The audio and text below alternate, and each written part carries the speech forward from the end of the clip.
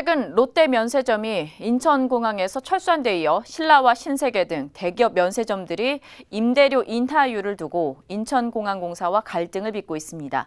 그런데 중소면세점들도 임대료 인하율에 대해서 목소리를 내면서 임대료 논란이 면세점 업계 전반으로 확산하고 있습니다. 산업부 박혜미 기자와 이야기 나눠보겠습니다.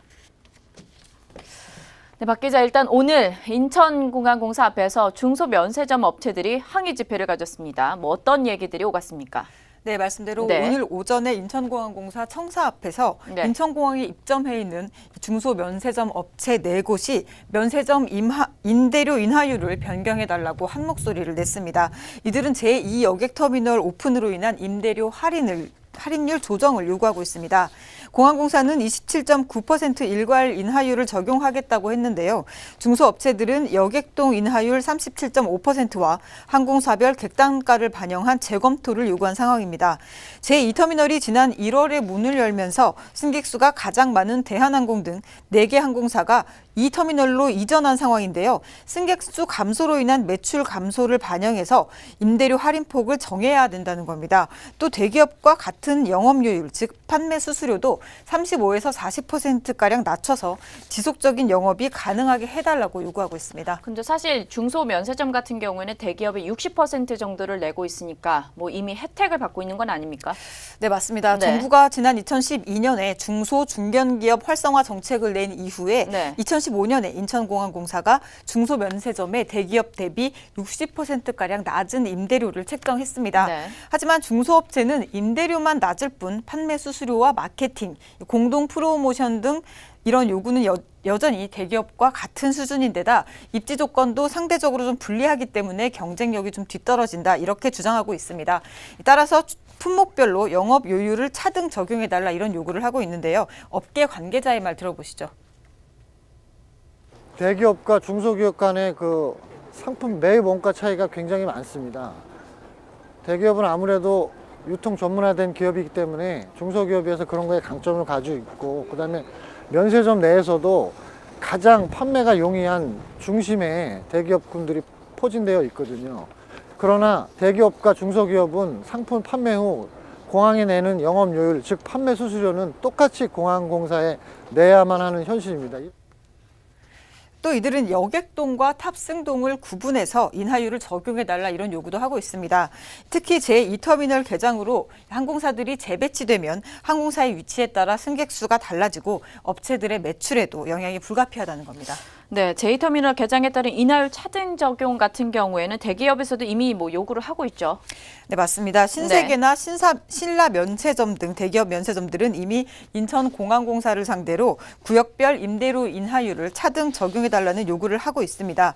제2터미널로 대한항공 등이 배치되면서 제1터미널 항공사들의 재배치가 불가피한 상황인 만큼 구역별 승객수에 따라 인하율도 다르게 해달라는 겁니다. 예를 들면 기존의 제1터미널 동편에 대한항공이 있었는데 제2터미널로 옮기면서 서편에 있던 아시아나 항공이 동편으로 재배치될 가능성이 높습니다. 이렇게 되면 승객수가 당연히 줄어들고 현재 서편에 위치한 면세점들은 타격이 불가피한 상황인 거죠. 업계에서는 무조건 인하율을 높여달라는 게 아니라 구역별로 손해가 클 것으로 예상되는 곳은 인하율을 더 높이거나 또 낮추는 등 좀 다르게 적용을 해야 된다, 이런 논리입니다. 업계 관계자의 말 들어보시죠. 저희 입장은 구역별로 임대료 좀 차등 인하해달라, 이게 계속 동일한 얘기를 하고 있거든요. 그것도 저희도 사실 좀 답답하긴 해요. 네, 무조건 낮춰달라 이런 것도 아닌데 받아들여지지 않는 이유가 뭘까요? 네, 인천공항공사 측은 올해 1월에 제2터미널이 개장했고 이에 따른 객단가의 변경 등 이런 데이터가 없기 때문이라고 말을 합니다. 인하율을 차등 적용을 하려면 어떤 확실한 데이터가 있어야 되는데 현재는 지난 연말 기준 데이터만 있는 상태입니다. 제2터미널 개장 전 데이터만 있는 거죠. 이런 상황에서 면세점 업계의 우려가 높아지고 있기 때문에 우선 27.9%를 일괄 적용해서 인하해주고 6월이나 7월쯤에 데이터가 나오면 그때 정산을 해주겠다, 이런 입장입니다. 아무런 근거가 없는 상황에서 인천공항공사가 업체의 요구대로 인하율을 차등 적용했다가는 잘못하면 배임 의혹까지 제기될 수 있다는 겁니다. 따라서 정확한 데이터를 토대로 사후 정산을 하겠다는 입장입니다. 하지만 면세점들은 손해가 뻔한 상황인 만큼 먼저 차등 적용을 해주고 정산을 해도 되지 않느냐 이렇게 요구하고 있습니다. 지난달에 업계 1위입니다. 롯데면세점이 사업권 일부를 남기고 철수를 했는데 그 사업권에 대해서도 관심이 좀 모아지고 있어요. 네, 지난 9일이죠. 롯데면세점이 일부 사업만 남기고 제1터미널 3개 구역 면세 사업권을 반납을 했는데요. 네. 후속 사업자 선정 입찰이 이달 말쯤에 공고가 날 것으로 보입니다. 네. 입찰 방식은 아직 정해지지 않았는데요. 이 롯데면세점이 공사 측이 제시하는 임대료에 따라서 입찰에 또다시 참여할 수 있다는 의향을 밝힌 상태입니다. 따라서 롯데의 빈자리에 뛰어들 계획인 신라면세점이나 후발주자인 신세계 면세점도 임대료 등의 입찰 조건을 두고 촉각을 기울이고 있는 상황입니다. 특히 롯데 역시 임대료 부담을 이유로 철수를 결정하는 가운데 양측 모두 임대료를 두고 물러날 수 없는 입장을 고수하고 있어서 해결의 실마리가 좀처럼 보이지 않는 상황입니다. 네, 양측 모두 입장을 고수하고 있는 이유가 있는 만큼 또 어떤 합의점이 도출될지 조금 더 주목해 보도록 하겠습니다. 지금까지 박혜미 기자였습니다.